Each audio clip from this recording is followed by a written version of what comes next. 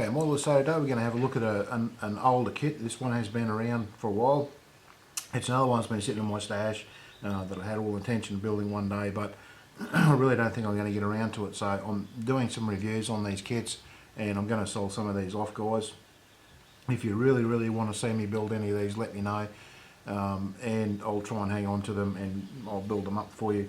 The reason I've decided to get rid of this one is because we've got the wing nuts stuff coming out now. Even though they're very expensive, if I sell a few of my older kits, I can afford to get a wing nuts kit. So this is one of the ones I'm looking at culling from the kit. I've had this one for quite a while, probably about, I don't know, about 8 years now or something. It's an old Academy kit. It's in 32nd scale. The old Sopwith Camel f.1. From what I understand, it's not a bad kit to go together, but there's a lot of work to get the detail into this thing. I mean, we're all used to the wing nut stuff with all that beautiful detail and everything that comes with the kit. Well, these ones don't have that.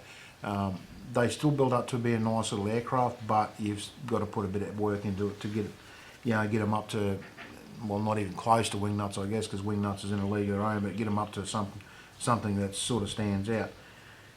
But we'll go through this kit, guys. We'll have a look at it. As you see, the box art, I do love the box art on this. It's just it's just a lovely picture to draw on there. It looks probably a little bit too peaceful, as you're just flying over a beautiful valley and a river there, but anyway, that's what it is. I don't mind that box art. On the side here, we have a few pictures of one built up. On the other side there's one built up, and like your different languages there. We'll take the cover off and we'll have a gander inside. Now this one has been opened, guys. I opened this one up quite a while ago. I'll just zoom back out just a little bit so you get a bit more of the instructions when we go through them. A bit of information on the aircraft there itself. Most people in the World War I stuff know a fair bit about this stuff anyway. And as you see, the build up, we've got a chair, joystick, pedals, that's it. That gets glued inside, and that's all you've got for the inside of this thing. I say very basic instruction. It does show you here with putting your rigging, starting to put your rigging together inside here, where to thread it through the fuselage, things like that, which is a nice little touch. From what I know of wing nuts too, all the rigging and stuff in the instructions is all very clearly explained. So if you want to go to one of those, as complex as they are, apparently they are, like there is a lot of information in them when you put them together. But as soon as I get one of those kits, guys, I will do a review on them as well. The engine here, as you see, goes together in a few pieces, and there is a bit of detail in it. I know there's a mould seam that runs around that has to be cleaned up on the cylinder heads. You don't see a great deal of it anyway, because your engine cowling goes over, covers most of that up. And that's the fuselage all done on the engine, and then you're starting to work on your top wing, tail wings, things like that. The top wing going on here, you've got your braces, and then you're looking at rigging. And again, it's showing you here your rigging, where it goes through and stuff like on the tails and all that sort of thing. And then it's just onto mainly the rigging itself, where it runs and all that sort of stuff. So, and it's got your your details down here with the material you use. Your landing gear going on there. I really wouldn't even worry about the landing gear, guys, until you've done the rigging, because it's one of those things that's very delicate, and you will knock that down. You will knock it off if you're trying to do that. So here's your marking choices. You've got two main ones there, and they're both quite nice. And if I built this, I really don't know which way I'd go, because they are both quite nice markings. But anyway, guys, that's about it for the instructions. Very plain, as you see the part call out here. There's not a lot in this kit, so like I say, the detail's not anywhere near what you get in your wing nuts kits, but you're not going to expect it in this kit anyway. Now, looking at the mouldings, here's your top and bottom wings here, and there's already, I can see injector pin marks on the outside here. Maybe you should be able to pick those up in the camera. Again, here and here. Here and here and here. Okay, they'll have to be taken care of.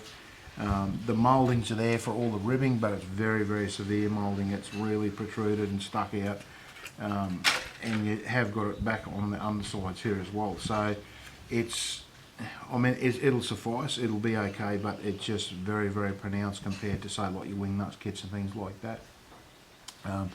The hinges inside here for your flaps, they're all in there as well, guys, so don't be scared that there's just going to be like a scribe mark there. They have actually got the hinges for those flaps where they will swing. They won't swing on this kit, they are moulded in one piece, but it's nice to show the hinges in there that they are actually there.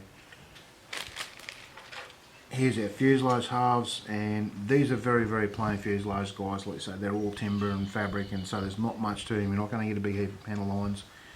But looking at the detail around here, the access on the side of the engine cowling here, really, really nice bolt head detail going on there. Very, very nice. So for an older kit, it still has got some nice little bits of detail like that. Same with around the riveting around the cockpit here.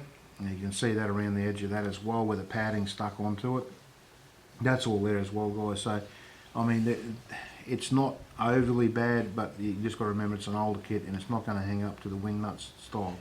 Again, on this big steps here, you can see it hopefully in the camera. There's actually little bits of like bolt heads going on there. Our machine guns, they're quite nice, very plain for what they are, but they'll suffice. They'll be fine. I'll just look at both sides. There's actually injector pin marks on that side. You'll have to get rid of those.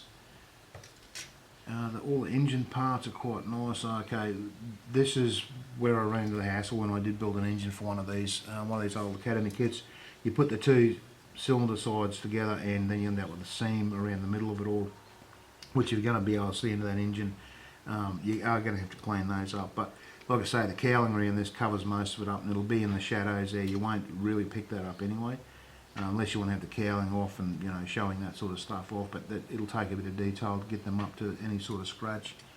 But they're still not too bad for what they are. And this kit's not very expensive these days. It's sort of getting down in your budget kit. You should be able to pick these up second hand. I got this one for, I think it was $10. It was on a special somewhere. But I'm trying to get rid of them out of a store, so I picked one up really cheap. Now, one of the things I do like is the rims, the wheels on these. Beautiful detail that's in those. Very, very nice indeed. There's not much of a demarcation around where the actual rim and the tyre go. So when you do those, you are going to have trouble trying to get the brush without the paint flowing over to the other side. This is the front of the cockpit here, where your machine guns mount, and that's quite nice as well. There's a bit of detail going on in there. It's not excessive, but it is there. So it'll be fine. Your prop obviously has to be painted up to be a wooden prop, and there's a little bit of flash hanging off that. Again, you expect it's a bit of an older kit, so you do expect that.